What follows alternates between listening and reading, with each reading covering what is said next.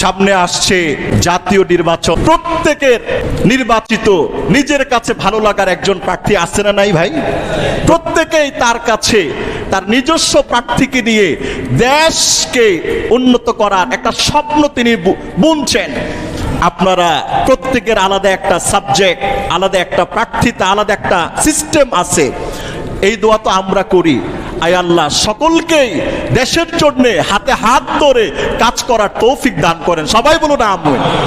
কেউ না কেউ এগিয়ে যাবে, কেউ না কেউ সামনে থাকবে 1 নম্বরে, কেউ 2 নম্বরে থাকবে। এখন সামনের ওয়ালাদের জন্য যদি পিছনওয়ালারা এই 5 বছর এদের বিরুদ্ধে লাগে, দেশ আগাবে না। যেই যাক, আল্লাহ পাক যার দ্বারা দেশের কল্যাণ করবেন আমরা তাদেরকেই চাই। আমিন বলেন। প্রত্যেকের স্বাতন্ত্রিকতা স্বকীয়তা আপনার কাছে থাকুক। তবে আমাদের এই মেম্বার থেকে দোয়া, আয় আল্লাহ আমরা দেশটার ভালো চাই। প্রত্যেকেই কিন্তু দেশের উন্নতির কথা বলছেন, প্রত্যেকে দেশকে এগিয়ে নেওয়ার কথা বলছেন, প্রত্যেকে দেশকে ধ্বংস হওয়া যত হাতিয়ার আছে সব কিছু বন্ধ করার ইশতেহার কথাবার্তা বলছেন। প্রত্যেকের কাছে প্রত্যেকের প্রার্থী ভালো। আমাদের পক্ষ থেকে এই দোয়া, আয় আল্লাহ আমাদের দেশটাকে আপনি নিরাপদ করেন। সবাই বলুন আমিন। সবাই যেন হাতে হাত ধরে, কে ফার্স্ট ক্লাস, কে সেকেন্ড ক্লাস, কে থার্ড ক্লাস, এগুলো দেখার টাইম নেই। প্রত্যেকেই হাতে হাত ধরে আপন ভেবে দেশের নাগরিক, দেশের সম্পদ, দেশের মানুষ আমরা আমাদের দেশটাকে নিয়ে সামনের দিকে এগিয়ে গেলে দেশটা কোনোদিন বসে থাকবে না, দেশ বিদ্যুতের গতিতে আগাতে থাকবে। ঠিক না বেটি কথা বলেন? এজন্য কেউ কাউকে অবজ্ঞা না করি। আল্লাহ পাক আমাদের দেশকে সমস্ত আগ্রাসন থেকে, আধিপত্য থেকে আল্লাহ পাক নিরাপদ করুক। আমরা বাঁচলে দেশ বাঁচবে, আমরা ঠিক থাকলে দেশ ঠিক থাকবে। আমরা যদি ইনসাফের স্লোগান দিয়ে নিজেকে খাঁটি দেশপ্রেমিক হিসেবে আমরা দাঁড়াতে পারি, রব্বে কাবার কসম ইউরোপ, আমেরিকা, বহির্বিশ্বের কোন আধিপত্য অন্তত বাংলার 18 কোটি মানুষদেরকে ঠেকাতে পারবে না। ঠিক না বেটি কথা বলে? আল্লাহ আমাদেরকে কবুল করুক। মারামারি চাই না, হানাহানি চাই না, কাটাকাটি চাই না, খুনাখুনি চাই না। যেই মরুক, যেই পক্ষের মরুক, যেই দলের মরুক, দিন শেষে সে আমাদেরই ভাই, দিন শেষে সে আমাদেরই আত্মীয়, আমাদেরই রক্ত, আমাদেরই দেশের সম্পদ। এজন্য আমরা কারো কোনো ক্ষতি চাই না, সবার উন্নতি চাই, সবার কল্যাণ চাই, সবার সমৃদ্ধি চাই। সবাই মিলে হাতে হাত ধরে দেশটাকে আমরা এগিয়ে নেওয়ার জন্য চেষ্টা করব তো ইনশাআল্লাহ।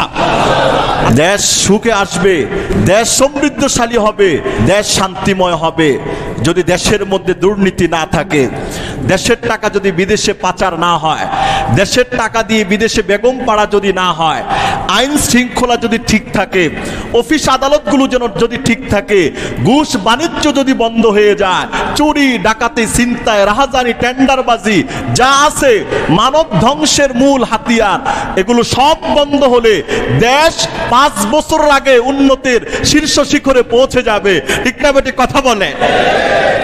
ইনসাফ ভিত্তিক মানুষের অভাব, কিসের? ইনসাফওয়ালা মানুষের অভাব আছে।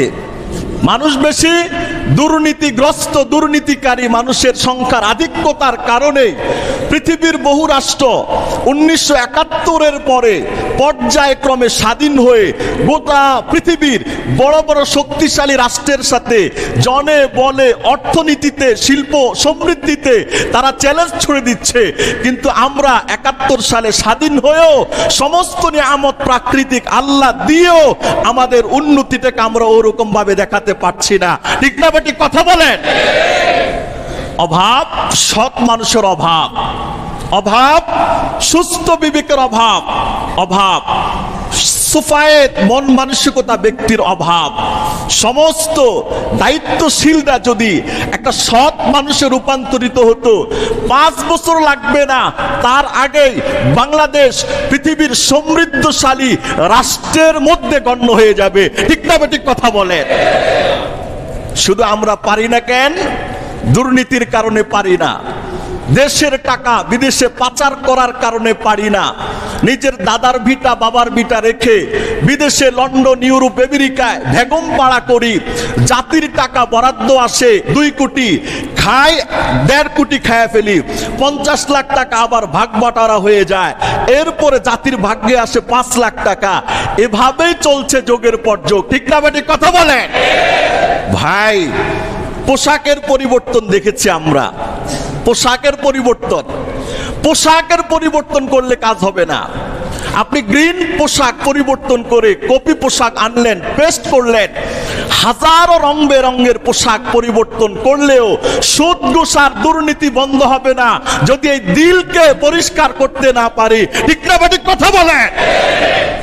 আজকের পবিত্রতম জুমুআর দিনে আমাদের মহান মালিক অনন্ত অসীম প্রেমময় রব্বুল আলামিন দয়া করে মায়া করে ভালোবেসে এই বেহেশতের বাগানে একত্রিত হওয়ার তৌফিক দান করলেন। আমরা সবাই আল্লাহ পাকের আলিশান শাহী দরবারে অন্তরের অন্তঃস্থল থেকে কালিমাত শুকরিয়া জ্ঞাপন করছি। সবাই বলুন আলহামদুলিল্লাহ। মোহতারাম হাজিরিন, আমি আপনাদের সমীপে পবিত্র কোরআনুল কারীমের সর্ববৃহৎ সূরা সূরাতুল বাকারার 126 নম্বর আয়াতে কারিমা তিলাওয়াত করলাম। রব্বুল আলামিন এই আয়াতের নূর বারাকাত আমাদের সবাইকে নসিব করুক। সবাই বলুন আমিন।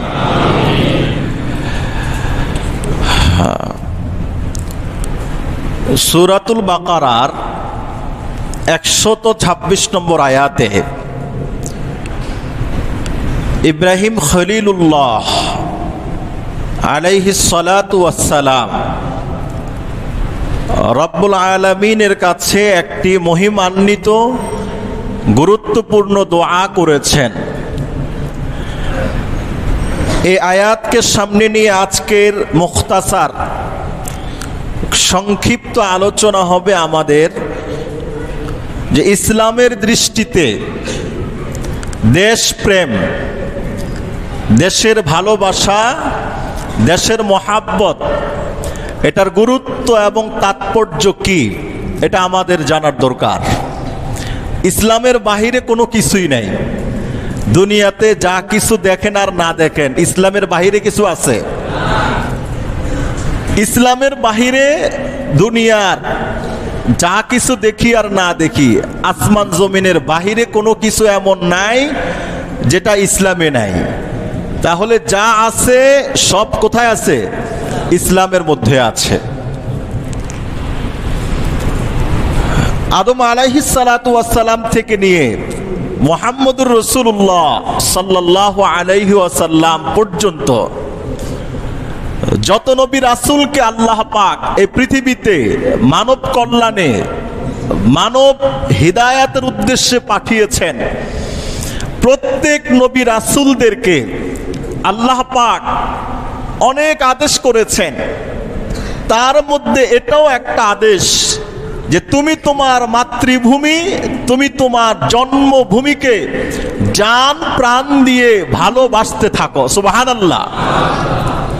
যত নবী আসছেন, দেশপ্রেম এটা ঈমানের অংশ, দেশপ্রেম এটা ইসলামের অংশ, দেশপ্রেম এটা কোরআনের অংশ, দেশপ্রেম এটা হাদিসের অংশ, দেশপ্রেম এটা নবী জীবনের অংশ, দেশপ্রেম সমস্ত নবী রাসূলদের সুন্নাহ আমল, সুন্নাহ পদ্ধতি। সুবহানাল্লাহ বলেন। দেশের জন্য মোহাব্বত, দেশের জন্য ভালোবাসা, দেশের জন্য নিজেকে উৎসর্গ করে দেয়া, সঁপে দেয়া। আমাদের জন্মস্থান বাংলাদেশ। এসেছি বাবার ঔরস থেকে, মায়ের উদরে, সেখান থেকে আল্লাহ পাক পাঠিয়েছেন পৃথিবীতে। পৃথিবী নামক যে রাষ্ট্রের মধ্যে আমার আপনার জন্ম হয়েছে, ওই দেশটার নাম বাংলাদেশ। ওই দেশটার নাম 56,000 বর্গ মাইলের ছোট্ট একটি দেশের নাম বাংলাদেশ। এই দেশেই কিন্তু আমার জীবন ছোটবেলা, শিশু, কৈশোর, শৈশব, যৌবন, যৌবন পেরিয়ে বার্ধক্য পেরিয়ে কত হাজারো লাখো মানুষ মৃত্যুর বিছানায় মৃত্যুর প্রহর গুনছে। এই যে তার জীবনের শুরু থেকে শেষ, চাওয়া পাওয়া, প্রাপ্তি অপ্রাপ্তি, সব কিছু তার জন্মভূমি, মাতৃভূমি এই আমাদের প্রিয় বাংলাদেশে। ঠিক না বেটি, কথা বলেন? এ বাংলার মাটিতে আমার বেড়ে ওঠা, এ বাংলার জমিনে আমার জীবনের স্বপ্নকে সাধন করার জন্যে হাজারো চেষ্টা প্রচেষ্টা চালিয়ে যাওয়া এ বাংলার জমিনে। এই দেশের আলো, এই দেশের বাতাস, এই দেশের সব তৃপ্তি পরিতৃপ্তি, এই দেশের সব আয় আঞ্জাম ভোগবিলাস সব তো আল্লাহ পাক এই মাতৃভূমির উসিলায় তো আমাকে আপনাকে দান করলেন, তাই না? কত সুন্দর একটি দেশ বাংলাদেশ, নদীমাতৃক দেশ, সুজলা সুফলা শস্যে ভরা, কোনো জিনিসের অভাব নাই বাংলাদেশে, কোনো জিনিসের অভাব নাই। নাতিশীতোষ্ণ, শীতের সময় কিছুদিন শীত থাকে, গরমের সময় গরম থাকে, আবার দিনের একটা সময় নাতিশীতোষ্ণ হয়, কিছু গরম কিছু ঠান্ডা। এভাবেই কিন্তু বছরের 12টি মাস আমরা অতিক্রম করি। একদিন দুই দিন না, 12টি মাস, 1 বছর 2 বছরও না, এই রকম ভাবে যোগের পর যোগ ধরে আমাদের পূর্বপুরুষরাও তারা এই মাতৃভূমির প্রেমেই তারা ডুবেছিলেন, চলে গেছেন। আমরাও আসি, চলে যাব, আমাদের উত্তরসূরিরাও আসবে, তারাও চলে যাবে। থাকবে কোথায়? কথা বলেন, কোথায় থাকবে? মাতৃভূমি বাংলাদেশে কোনো কিছুর অভাব নাই। আমাদের একজন বাংলাদেশের প্রখ্যাত ওয়াইজ, প্রখ্যাত আলেম এবং দিল থেকে যিনি বয়ান করেন, শেখুল হাদিস হযরত মাওলানা মুফতি নজরুল ইসলাম কাসেমি, তাবলিগ জামাতের একজন বহুত বড় মুবাল্লিগ, বাংলাদেশের প্রথম সারির ওয়াইজদের একজন। আল্লাহ পাক তাবলিগের মেহনতের উসিলায় তাকে পৃথিবীর 99টা দেশ ঘোরার তৌফিক দিছে। সুবহানাল্লাহ বলেন। পৃথিবীর 99টা দেশ ঘুরে তিনি তার অভিব্যক্তি বাংলাদেশের প্রত্যন্ত অঞ্চলে, টেকনাফ থেকে তেতুলিয়া, রূপসা থেকে পাথুরিয়া, তিনি তার মাতৃভূমির যে উজ্জ্বল চিত্র সমাজের মাঝে তুলে ধরেছেন। পৃথিবীর 99টা রাষ্ট্রে ঘুরেছেন। বাংলাদেশের মতো বহুমাত্রিক নিয়ামতে নিমজ্জিত কোন দেশ উনি পৃথিবীর কোন রাষ্ট্রে আর দেখেন নাই। সুবহানাল্লাহ বলেন। কোন দেশ আছে এক এক দিক থেকে উন্নত, নিরাপত্তার দিক থেকে উন্নত, স্বর্ণের দিক থেকে উন্নত, টাকার দিক থেকে উন্নত, উন্নয়নের দিক থেকে উন্নত। এক এক দেশের এক এক কোয়ালিটি কোয়ালিফিকেশন আছে। কিন্তু আমার দেশে একজন মানুষের জীবন ধারণের জন্য যা যা দরকার আল্লাহ পাক সব নিয়ামত দিলেন। নদীমাতৃক দেশ, গাছে ফলে দেশ, চাষাবাদের দেশ, ফুলে ফলের দেশ, আপনি কোনোটাকে অস্বীকার করতে পারবেন না। প্রত্যেকটা নিয়ামত আল্লাহ পাক আমাদের দেশে দান করছেন। সুবহানাল্লাহ বলেন। কোন দেশ আছে বছরের 6 মাস থাকে একেবারে প্রচন্ড ঠান্ডা, বছরের 6 মাস থাকে প্রচন্ড গরম। কোন দেশ আছে ওই দেশে সূর্য মানুষ কখনো দেখে না। কোন দেশ আছে শীত মানুষ কল্পনা করতে পারে না। কোন দেশ অনেক দিক থেকে অনেক উন্নত, সমুদ্রের পাড়ে যাইতে হয় হাজার হাজার মাইল গাড়ি ড্রাইভ করে। আমাদের দেশে সমুদ্রের পাশে এত লং জার্নি করে যাওয়ার দরকার নেই, নদীর কাছেও এত লং জার্নি করে যাওয়ার দরকার নেই, পানির কাছেও এত লং জার্নি করার দরকার নেই। যেদিকে যাই, যেদিকে তাকাই, চতুর্দিকে পানি দিয়ে আল্লাহ পাক আমাদেরকে সমৃদ্ধ করে রেখেছেন। সুবহানাল্লাহ বলে। কোন জিনিসের অভাব নাই আলহামদুলিল্লাহ, কিন্তু অভাব আছে ইনসাফ ভিত্তিক মানুষের অভাব। কিসের? ইনসাফওয়ালা মানুষের অভাব আছে। মানুষ বেশি, দুর্নীতিগ্রস্ত দুর্নীতিকারী মানুষের সংখ্যার আধিক্যতার কারণে পৃথিবীর বহু রাষ্ট্র 1971-এর পরে পর্যায়ক্রমে স্বাধীন হয়ে গোটা পৃথিবীর বড় বড় শক্তিশালী রাষ্ট্রের সাথে জনে বলে অর্থনীতিতে শিল্প সমৃদ্ধিতে তারা চ্যালেঞ্জ ছুড়ে দিচ্ছে। কিন্তু আমরা 71 সালে স্বাধীন হয়েও সমস্ত নিয়ামত প্রাকৃতিক আল্লাহ দিয়েও আমাদের উন্নতিটাকে আমরা ওরকম ভাবে দেখাতে পারছি না। ঠিক না বেটি কথা বলেন? অভাব সৎ মানুষের অভাব, অভাব সুস্থ বিবেকের অভাব, অভাব সুফায়েত মন মানসিকতা ব্যক্তির অভাব। সমস্ত দায়িত্বশীলরা যদি একটা সৎ মানুষে রূপান্তরিত হতো, 5 বছর লাগবে না, তার আগেই বাংলাদেশ পৃথিবীর সমৃদ্ধশালী রাষ্ট্রের মধ্যে গণ্য হয়ে যাবে। ঠিক না ঠিক কথা বলে? শুধু আমরা পারি না কেন? দুর্নীতির কারণে পারি না, দেশের টাকা বিদেশে পাচার করার কারণে পারি না, নিজের দাদার ভিটা বাবার ভিটা রেখে বিদেশে লন্ডন ইউরোপ আমেরিকায় বেগম পাড়া করি, জাতির টাকা বরাদ্দ আসে 2 কোটি, খাই 1.5 কোটি খায় ফেলি, 50 লাখ টাকা আবার ভাগ বাটারা হয়ে যায়, এরপরে জাতির ভাগ্যে আসে 5 লাখ টাকা। এভাবেই চলছে যোগের পর যোগ। ঠিক না বেটি কথা বলেন? ভাই পোশাকের পরিবর্তন দেখেছি আমরা, পোশাকের পরিবর্তন, পোশাকের পরিবর্তন করলে কাজ হবে না। আপনি গ্রিন পোশাক পরিবর্তন করে কপি পোশাক আনলেন, পেস্ট করলেন, হাজারো রং বেরঙের পোশাক পরিবর্তন করলেও সুদ ঘুষ আর দুর্নীতি বন্ধ হবে না যদি এই দিলকে পরিষ্কার করতে না পারি। ঠিক না ঠিক কথা বলেন? পরিষ্কার করতে হবে কি? দিল যদি পরিষ্কার হয়, পোশাক তো এটা একটা সীমিত জিনিস, এক একজনের স্যুট আছে 8, 10, 15, 20টা, ময়লা হলে আরেকটা পরি, ধুয়ে পরিষ্কার করে রাখি, ছিঁড়ে গেলে ফেলে দেই, আরেকটা নতুন করে কিনি বা যেটা আছে সেটা আমরা পরিধান করি। এটা একটা সাময়িক বিষয়, কিন্তু মৌলিক বিষয় হলো দিল যদি ঠিকঠাক না হয়, পোশাক পরিবর্তনের দ্বারা দুর্নীতি বন্ধ করা যাবে না, পোশাক পরিবর্তনের দ্বারা সুদ ঘুষ চাঁদাবাজি বন্ধ করা যাবে না, পোশাক পরিবর্তনের দ্বারা সমাজের উন্নত হবে না। এই সমাজকে উন্নত করতে গেলে আগে দিলের পরিবর্তন করতে হবে। ঠিক না ঠিক কথা বলেন? দিলের পরিবর্তন, দিল পরিবর্তন করতে হবে, দিলটাকে ঠিক করতে হবে।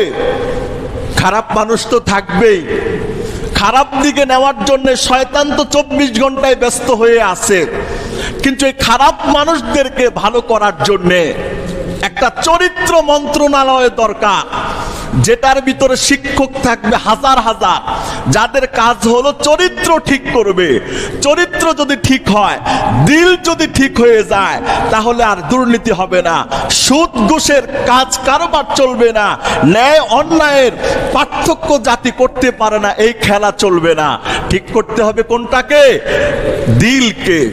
এজন্য আল্লাহ পাক রাসূল সাল্লাল্লাহু আলাইহি ওয়াসাল্লাম বলেছেন, হাদিসের মধ্যে এসেছে, আল্লাহ পাক বলেন, ইন্নাল্লাহা লা ইয়ানজুরু ইলা সুওয়ারিকুম ওয়ালা ইলা আজসামিকুম। আল্লাহ পাক তোমাদের জিসিমের দিকে তাকান না, তোমাদের বডির দিকে তাকিয়ে কার প্রাপ্তি কম না বেশি এটা নির্ধারণ করেন না। আল্লাহ পাকের কাছ থেকে প্রাপ্তি, পুরস্কার, শান্তি, সমৃদ্ধিটা বরাদ্দ হয় প্রত্যেক মুমিন মুসলমান মানুষের দিলের অবস্থা অনুযায়ী। সুবহানাল্লাহ বলেন। ওয়ালাকি ইয়ানজুরু ইলা কুলুবিকুম, আল্লাহ তাকায় তোমাদের কলবের দিকে, আল্লাহ তাকায় তোমাদের অন্তরের দিকে। অন্তর, আল্লাহ পাকের রাসূল বলেছেন, আলা ইন্না ফিল জাসাদি লামুদগা ইদা সালাহাত সালাহাল জাসাদু কুল্লু ওয়া ইদা ফাসাদাত ফাসাদাল জাসাদু কুল্লু আলা ওয়াহিয়াল কলবু। নবীজি বলেছেন, হে আমার উম্মতেরা সাবধান, এই 3.5 হাত বডিতে একটা মাংসের টুকরা আছে, যেটাকে আমরা নফস বলি, যেটাকে আমরা কলব বলি। আলা ইন্না ফিল জাসাদি লামুদগা ইদা সালাহাত সালাহাল জাসাদু কুল্লু। ওই মাংসের টুকরাটা যদি ন্যায় নীতি, আল্লাহ ভীতি, এবং খাউফে খোদা রসুল প্রেমে সমৃদ্ধ থাকে, তার গোটা বডিটা আল্লাহ পাক স্বর্ণের চাইতেও বেশি দামি বানায় দেয়। সুবহানাল্লাহ বলেন। গোটা বডিটা স্বর্ণের চাইতে আরো বেশি দামি কে বানান? আল্লাহ বানান। ইদা সালাহাত সালাহাল জাসাদু কুল্লুহু ওয়া ইদা ফাসাদাত ফাসাদাল জাসাদু কুল্লুহু। এই মাংসের টুকরা ঠিক, গোটা বডি ঠিক, হাত ঠিক, জবান ঠিক, চোখ ঠিক, কান ঠিক, পেট ঠিক, লজ্জাস্থান ঠিক হয়ে যায়। এই মাংসের টুকরাটা যদি ঠিক হয়ে যায়, আল্লাহর নবী বলেছেন ওয়াইদা ফাসাদাত ফাসাদাল জাসাদু কুল্লুহু। আর যদি মাংসের টুকরাটা এটা নষ্ট থাকে, এটা যদি খারাপ থাকে, উপর দিয়ে যত দামি দামি পোশাক লাগাই না কেন, রেশমি পোশাক লাগালেও দিল যদি খারাপ থাকে, তাহলে এই বডি দিয়ে খারাপ কিছুই বের হবে, ভালো কিছুর আশা করা যাবে যাবে? আচ্ছা, দিল যদি খারাপ থাকে, স্মরণের পোশাক যদিও পরায়া দেওয়া হয়, তাহলে ভিতর থেকে কি ভালো কিছু আশা করা যায়? কথা বলেন, ভালো কিছু আশা করা যাবে? মদের বোতল উপর দিয়ে কত সিস্টেমের সিল চপ্পর লাগানো, বোতলটা কত হাই পাই, দেখতেই চোখের মধ্যে আকর্ষণ হয়। আচ্ছা, ভিতরে কি ভালো না খারাপ? ভিতর থেকে যা বের হবে সব কি খারাপ বের হবে। কিন্তু বাহ্যিক অবস্থার ভিতরের অবস্থার সাথে কোনো মিল নেই। বাহির থেকে দেখা যায় খুবই চাকচিক্যময়, তো ভিতর থেকে আবে হায়াতের পানি বের হওয়ার দরকার ছিল। কিন্তু উপর দিয়ে এত চাকচিক্যময়, ভিতর থেকে বের হচ্ছে মদ, যেটা মানুষের আত্মাকে, মানুষের মেধা, মস্তিষ্ক, বিবেক, বুদ্ধিকে এটা একেবারে পচা দুর্গন্ধ বানিয়ে দেয়। তাহলে বাস্তবতার সাথে কোনো মিল আছে? কোনো মিল নাই। যার দিল ঠিক না হবে, স্বর্ণের পোশাক যদিও পরিয়ে দেওয়া হয়, তারপরে ওই স্বর্ণের পোশাকের তল দিয়া দুর্নীতির হাত বের হয়ে যাবে। ওই স্বর্ণের পোশাকের তল দিয়া ঘুষের মুখ দিয়ে কথা চলে আসবে, চোখ দিয়ে হাজারো অন্যায় কাজ করার প্রতি অভ্যস্ত হয়ে যাবে। রূপা, স্বর্ণ, হীরা, মণি, মুক্তা, জওহারের কোনো দাম আছে? নাই। আর যদি এইরকম হয় যে দিল একেবারে পাকসাফ পরিষ্কার, আচ্ছা, এই গোটা বডির উপরে যদি এখন ছিড়া, চট, ছালা এটাও যদি সে গায়ে দেয়, বাহ্যিক হলো একজন মানুষ চট গায়ে দিয়ে আছে, কিন্তু তার দিল যদি পরিষ্কার হয়, তাহলে এই জবান, এই হাত, এই মুখ থেকে তার প্রতিটা কাজকর্ম হীরা, মণি, মুক্তার চাইতে আরো বেশি দামি হবে। ঠিক না বেঠিক কথা বলেন? হযরত ওমর রাদিয়াল্লাহু তাআলা আনহু খলিফাতুল মুসলিমিন ছিঁড়া জামা গায়ে দিতেন। টাকার অভাব, ছিঁড়া জামা গায়ে দিতেন রাষ্ট্রপ্রধান। 10-15-20টা তালিও তাদের জামায় ছিল। একজন বাচ্চা মেয়েকে দেখে বলছেন, আমার ক্ষুধা লেগেছে, পিপাসা, আমাকে কিছু দাও না, আমাকে এখান থেকে কিছু দিয়ে দাও, একটা ছাগল দিয়ে দাও, একটা বকরি দিয়ে দাও, আমি তোমাকে কিছু টাকা দেই। রাখালকে বললেন, তো রাখাল বললেন, না, মালিক আমাকে মারবে, ধরবে, কাটবে, আমি কেমনে দেই আপনাকে? হযরত ওমর শিখাইলেন, তুমি বলবা যে ছাগলকে ঘাস খাওয়ানোর জন্য দূর জায়গায় নিয়ে গিয়েছিলাম, প্রতিমধ্যে বাঘ এসে একটা ছাগল শিকার করে নিয়ে গেছে, আমি কি করব অনন্য পায়। ওমর তাকে টেকনিক শিখায় দিলেন, তুমি মালিককে এটা বলবা, বিক্রি করে দাও, কিছু টাকা পাইলা। মালিক যদি গয়না দেখে ছাগল একটা কম, তুমি বলবা একটা ছাগল বাগে নিয়ে গেছে, আমি কি করব, আমাকে যে বাগে নেয় না এটা শুকরিয়া। তখন হযরত ওমর রাদিয়াল্লাহু তাআলা আনহুকে ওই রাখাল উত্তর দিয়েছেন, আমি আপনার সাথে ছল চাতুরিটা করতে পারি, কেউই দেখবে না, তবে একজন কিন্তু সার্বক্ষণিক মনিটরিং করছেন, তাকিয়ে আছেন যিনি, তিনি কে? রাখাল বলল, আইন আল্লাহ, আমার মালিকও দেখলো না, কেউই দেখলো না, মিথ্যা কথা বলে বেঁচে গেলাম। আমার আল্লাহ তো তাকিয়ে আছেন, আল্লাহ তো দেখছেন। দুনিয়ার মানুষের কাছে বাঁচার কোনো মূল্য নাই, ওনার কাছ থেকে যদি বাঁচি দুনিয়ার সবার কাছ থেকে বাঁচার চাইতেও আরো বেশি দামি। আর ওনার কাছে যদি ধরা খেয়ে যায়, দুনিয়ার মানুষ থেকে বেঁচে থাকার কোনো দাম নাই। ওমর রাদিয়াল্লাহু তাআলা আনহু তখন বুঝলেন, আলহামদুলিল্লাহ, আমার রাষ্ট্র কাঠামোতে ন্যায় ইনসাফ ভিত্তিক মানুষের জন্ম হচ্ছে। এভাবেই যদি প্রত্যেকটা মানুষের দিলে খাউফে খোদা চলে আসে, যে যে স্তরে আছি আমরা, যে যত বড় দায়িত্বে আছি, তার খাউফে খোদা তত বেশি থাকবে। সে জাতির জন্য নিজেকে তত বেশি নিবেদিত প্রাণ করে দিবে। সে নিজেকে অন্যের জন্য তত বিলিয়ে দেওয়ার জন্য অহর্নিশ চেষ্টা করে যাবে। ঠিক না বেঠিক কথা বলেন? আল্লাহু আকবার। এজন্য পরিষ্কার পরিশুদ্ধ করতে হবে কোনটাকে ভাই? দিলকে। নবীজি সাল্লাল্লাহু আলাইহি ওয়াসাল্লামের কাছে মাতৃভূমির প্রেম কেমন ছিল, এটা আমাদের লাগবে। আমরা তো সব সময় দোয়া করি, আয় আল্লাহ আমাকে ভালো রাখেন, আমার ছেলে মেয়েকে ভালো রাখেন, আমার পরিবারকে ভালো রাখেন, আমার আব্বা আম্মাকে ভালো রাখেন। আচ্ছা, নিত্য প্রয়োজনের এই দোয়াটা আমরা করি কি করি না? কথা বলেন। নিত্য প্রয়োজনের এই দোয়াটা আমরা করি কি করি না? কেন করি? এরা আমাদের কাছে প্রিয়। এরা ভালো থাকলেই আমি ভালো, এরা অসুখী হলে আমি অসুখ। আপনার পরিবারের কোনো একজন মানুষ যদি অসুস্থ হয়, আচ্ছা আপনার কাছে কি ভালো লাগবে? যেখানেই যান একটা টেনশন কাজ করবে, হ্যাঁ মা অসুস্থ। একটা ভালো খেতে বসছেন, কোনো পার্টিতে গেলেন, যখন খানা খেতে বসলেন হুট করে মনে পড়লো, আমার সন্তানটা তো অনেক অসুস্থ, আমার ভাইটা তো অনেক অসুস্থ, আমার বোনটা তো অনেক অসুস্থ। আচ্ছা, এই কথা চিন্তায় আসলে ভাল লাগবে? আর খারাপ লাগবে না? কেন খারাপ লাগবে? কেন? এরা আমাদের প্রিয় প্রিয় মানুষ। এদের মুখে হাসি দেখলে নিজের হাসতে মনে চায়, এদের চোখে কান্না দেখলে নিজেরও কাঁদতে মনে চায়, এদের দুঃখ দেখলে নিজের আর কিছু ভাল লাগে না, এদের খুশি দেখলে হৃদয়টা আনন্দে উদ্ভাসিত হয়ে যায়। ঠিক না বেঠিক কথা বলেন? সারাদিন বাবা কত কষ্ট করে বোঝা বহন করে ঘরে আসলো, ঘরে আসার পরে দৌড়িয়ে তার ছোট বাচ্চাটা বাবা বলে একটা ডাক দিয়ে দৌড়িয়ে কোলে উঠলো। এ বাবার সারা দিনের কষ্ট মুহূর্তের মধ্যে শেষ হয়ে যায়, তাই না ভাই? আল্লাহু আকবার। আমরা তো আমাদের প্রিয়জনদেরকে জন্য দোয়া করি। এই প্রিয়জনের জন্ম এই মাতৃভূমিতে, আমাদের জন্ম মাতৃভূমিতে। বেড়ে ওঠা বাংলার আকাশের নিচে, বেড়ে ওঠা বাংলার জমিনে। বাংলার জমিনের হাওয়া বাতাস, খাল বিল, নদী নালা, ফল ফুল, শস্য শ্যামল সব কিছুই ভোগ করেই তো আমি আপনি এই পর্যন্ত আসছি।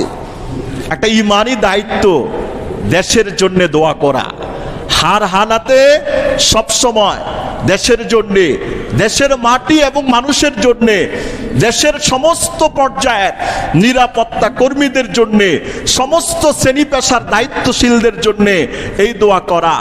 আল্লাহ দেশটাকে সমস্ত আধিপত্য মুক্ত আপনি রাখেন। দেশের হর্তাকর্তাদেরকে ইনসাফ ভিত্তিক রাষ্ট্র পরিচালনা করার তৌফিক দান করেন। দেশের কোর্ট কাছারিকে ইনসাফ ভিত্তিক বিচার বিশ্লেষণ করার তৌফিক দেন। দেশের নিরাপত্তা বাহিনীকে ইনসাফ ভিত্তিক শাসন প্রশাসন দায়িত্ব কাঠামো ইনসাফ ভিত্তিক প্রতিষ্ঠা করার তৌফিক দেন। এই দোয়া করাটা একজন মুমিনের জন্য, একজন মুসলমানের জন্য, একজন নারী একজন পুরুষের জন্য এটা দায়িত্ব এবং কর্তব্য। ঠিক না বেটি কথা বলেন? দেশ ভালো তো আমি ভালো, দেশ খারাপ তো আমি খারাপ। দেশ যদি গোল্লায় যায় তো আমাদের জীবনও গোল্লায় যাবে। দেশ যদি অস্থির হয়ে যায় আমাদের জীবন অস্থির হয়ে যাবে। দেশের শাসন ব্যবস্থা যদি ভালো না থাকে, আইন কানুন, প্রত্যেকে নিরাপত্তাহীনতায় থাকবো, কি ঠিক না? দেশের যদি সুশাসন প্রতিষ্ঠা হয় প্রত্যেকেই নিরাপত্তার মধ্যে থাকবো। দেশের অর্থনীতি যদি মন্দা হয় প্রত্যেকের অর্থনীতির ঘরে আগুন লাগে কি লাগে না? কথা বলেন। বিভিন্ন ফল ফলাদি এরপরে বাজারজাত জিনিস যদি সিন্ডিকেট হয়ে যায় বা সংকটে পড়ে যায় প্রত্যেকের ঘরে এটার একটা খেসারত আসে কি আসে না? দ্রব্যমূল্যের দাম বেড়ে যায়, জিনিসপত্রের দাম বেড়ে যায়। এজন্য মাতৃভূমিটা আমার আপনার কাছে এত প্রিয়। দেশ ভালো তো আমি ভালো, দেশের যেই সাইড ভালো ওই সাইডের ওই ক্ষেত্রে মানুষরা ভালো, যেই সাইড যেই সেক্টরে দেশ খারাপ চলে ওই দৃষ্টিকোণ থেকে মানুষগুলোর উপর ওই খারাপের একটা এফেক্ট এসে তার উপরে পড়ে। এজন্য দোয়া মুনাজাতে মৃত্যুর আগ পর্যন্ত প্রত্যেকেই দেশের জন্য দোয়া করতে পারি কি পারি না, কথা বলেন। মাতৃভূমির জন্য দোয়া, এটা আমরা সব সময় করব, সব সময় করে যাচ্ছি, সব সময় করে যাব ইনশাআল্লাহ। কেন? এটা সুন্নাহ, নবীদের সুন্নাহ, রাসূলের সুন্নাহ, এটা কোরআনের নির্দেশনা।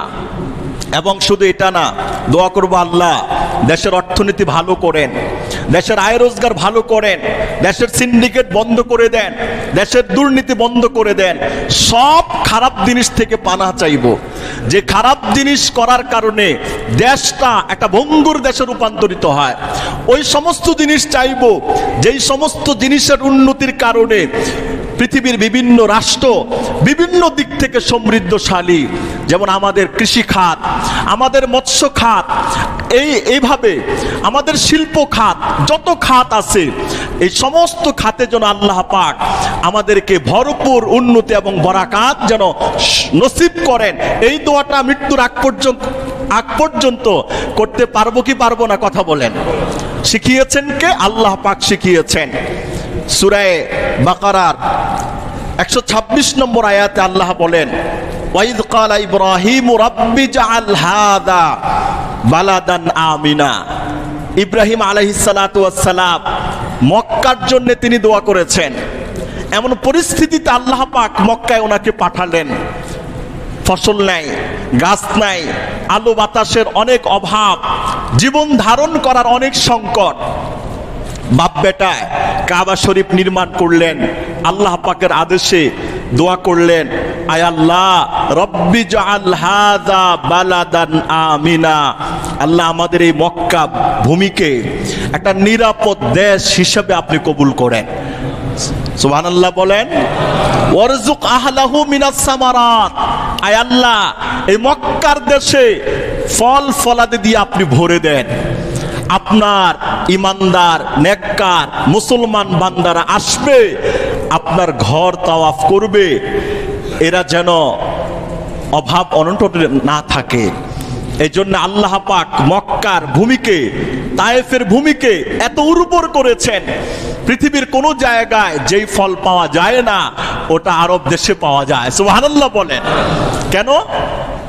এটার কারণটাকে, সিগনিফিকেন্সটা হলো এই যে ইব্রাহিম আলাইহিস সালাতু ওয়াস সালামের দোয়াকে আল্লাহ পাক এমন ভাবে কবুল করেছেন যার কারণে আল্লাহ পাক ওই দেশের ওই শহরের কোনো খাদ্যের কোনো অভাব রাখেন নাই।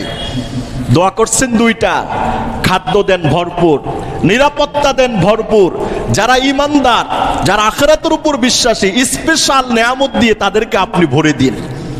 এই দোয়া তো নবীদের শিক্ষা। ইবনে মাজাহ শরীফের 3108 নম্বর হাদিসের মধ্যে এসেছে, হযরত ফুদালা ইবনে উবাইদ রাদিয়াল্লাহু তাআলা আনহু থেকে বর্ণিত, রাসূলুল্লাহ সাল্লাল্লাহু আলাইহি ওয়াসাল্লামকে তিনি বলতে শুনেছেন, আন্নাহু সামিআন নবী সাল্লাল্লাহু আলাইহি ওয়াসাল্লাম ওয়া হুয়া ওয়াকিফুন ফি সুকি মক্কা।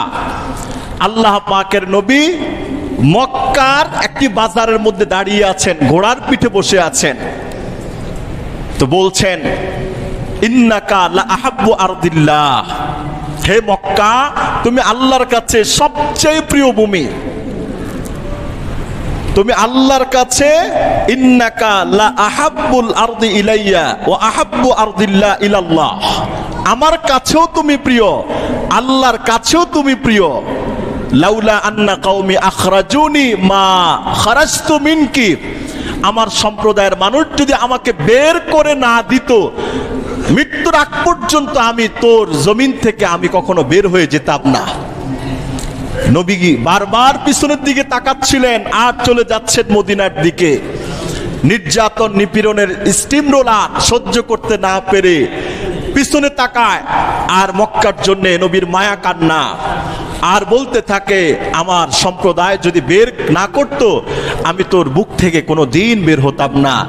এইরকম ভাবে বলতেছিলেন আর চোখ দিয়ে অজরে পানি বের হচ্ছিলেন। নবীর দাড়ি মুবারক ভিজে গেছে, বুকটা ভিজে গেছে, তারপরেও নবীর কান্না থামে নাই। কাঁদতে কাঁদতে মক্কা ছেড়ে মদিনায় গেলেন।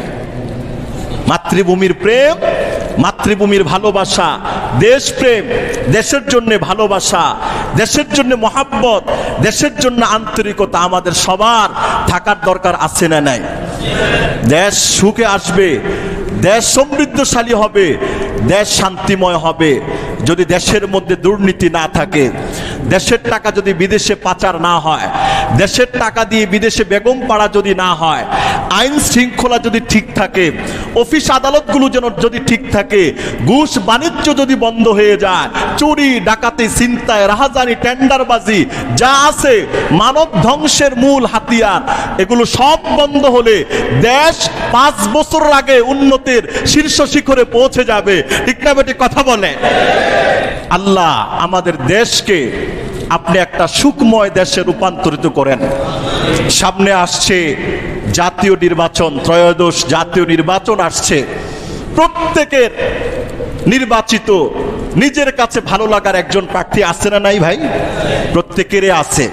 প্রত্যেকেই তার কাছে তার নিজস্ব প্রার্থীকে নিয়ে দেশকে উন্নত করার একটা স্বপ্ন তিনি বুনছেন। আপনারা প্রত্যেকের আলাদা একটা সাবজেক্ট, আলাদা একটা প্রার্থিতা, আলাদা একটা সিস্টেম আছে। এই দোয়া তো আমরা করি, আয় আল্লাহ সকলকেই দেশের জন্য হাতে হাত ধরে কাজ করার তৌফিক দান করেন। সবাই বলুন আমিন। কেউ না কেউ এগিয়ে যাবে, কেউ না কেউ সামনে থাকবে 1 নম্বরে, কেউ 2 নম্বরে থাকবে। এখন সামনের ওয়ালাদের জন্য যদি পিছনওয়ালারা এই 5 বছর এদের বিরুদ্ধে লাগে, দেশ আগাবে না। যেই যাক আল্লাহ পাক যার দ্বারা দেশের কল্যাণ করবেন আমরা তাদেরকেই চাই। আমিন বলেন। প্রত্যেকের স্বাতন্ত্রিকতা স্বকীয়তা আপনার কাছে থাকুক। তবে আমাদের এই মেম্বর থেকে দোয়া, আয় আল্লাহ আমরা দেশটার ভালো চাই। প্রত্যেকেই কিন্তু দেশের উন্নতির কথা বলছেন, প্রত্যেকে দেশকে এগিয়ে নেওয়ার কথা বলছেন, প্রত্যেকে দেশকে ধ্বংস হওয়ার যত হাতিয়ার আছে সব কিছু বন্ধ করার ইশতেহার কথাবার্তা বলছেন। প্রত্যেকের কাছে প্রত্যেকের প্রার্থী ভালো। আমাদের পক্ষ থেকে এই দোয়া, আয় আল্লাহ আমাদের দেশটাকে আপনি নিরাপদ করেন। সবাই বলুন আমিন। সবাই যেন হাতে হাত ধরে, কে ফার্স্ট ক্লাস, কে সেকেন্ড ক্লাস, কে থার্ড ক্লাস, এগুলো দেখার টাইম নেই। প্রত্যেকেই হাতে হাত ধরে আপন ভেবে দেশের নাগরিক, দেশের সম্পদ, দেশের মানুষ আমরা আমাদের দেশটাকে নিয়ে সামনের দিকে এগিয়ে গেলে দেশটা কোনোদিন বসে থাকবে না, দেশ বিদ্যুতের গতিতে আগাতে থাকবে। ঠিক না বেটি কথা বলেন? এজন্য কেউ কাউকে অবজ্ঞা না করি। রাসূলুল্লাহ সাল্লাল্লাহু আলাইহি সাল্লামের কাছে এক ভাই অভিযোগ করলেন, ইয়া রাসূলুল্লাহ আমার একটা ভাই কাজকর্ম করে না, ঘরে বসে বসে খায়। কোন জায়গা থেকে? এই যে আমি সারাদিন কাজ করি, কাজ করে টাকা পয়সা নেই, মায়ের কাছে দেই, বাজার টাজার করে ও বৈশা বৈশা খায়। ও তো ইচ্ছা করলে কাজ করতে পারতো। আল্লাহ পাকের রাসূল সাল্লাল্লাহু আলাইহি সাল্লাম বললেন, তুমি যে এই যে কামাই করার একটা ক্ষমতা আল্লাহ তোমাকে দিয়েছেন, প্রতি মাসে একটা টাকা আনো, প্রতিদিন একটা টাকা আনো, প্রতি সপ্তাহে একটা টাকা আনো। আল্লাহ তাআলা এই টাকাটা মনে হয় তোমার ওই ভাইয়ের উসিলায় তোমাকে দান করছেন। কি ভাই? নিজের কর্মক্ষমতা কিছুই না, হয়তোবা বাপ মার দোয়া, হয়তোবা মুরব্বীদের দোয়া, হয়তোবা ছেলে মেয়েদের দোয়া। এজন্যে যারা অধীনস্থ তাদেরও অনেক ভূমিকা আপনি অভিভাবকের জন্য আছে না নাই? কথা বলেন।